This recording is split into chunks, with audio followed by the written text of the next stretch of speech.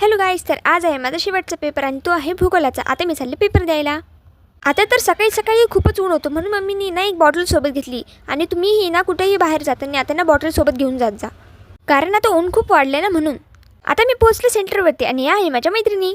मी भूगोलाचा पेपर खूपच सोपा होता म्हणून मी हॅपी होते. माझे पेपर संपल्यामुळे मला मम्मी पप्पांनी आणलं होतं स्मार्ट बाजारमध्ये. पप्पा म्हणाले तुला जी शॉपिंग करायची कर. मग आम्ही आलो रिलायन्स स्मार्टमध्ये. काहीही विचार न करता मी पहिले ना कपड्यांच्या सेक्शनमध्ये घुसले. पण मला आज काही कपडेच आवडत नव्हते. मग मी म्हटलं जाऊ द्या, आज इथलचे न घेता आहे ना मी दुसरीकडे जाते. मम्मी मला म्हणाली की जीन्स बघ, पण मला त्या पण नाही आवडल्या. काहीच आवडत नव्हतं म्हणून मग आहे ना मी आले खाण्याच्या सेक्शनमध्ये. मी मला काहीतरी खायचं घेऊन टाकते.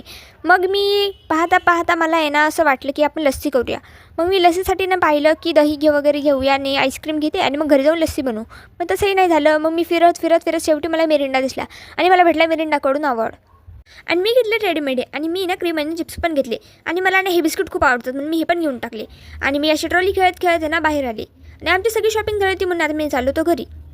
आणि सगळं सामान बॅगेत टाकून घेतलं आणि निघालो घराकडे. आणि पुन्हा मी ना स्टॉल विसरले म्हणून मम्मीने पुन्हा माझ्या डोक्यावरती ओढणी टाकली.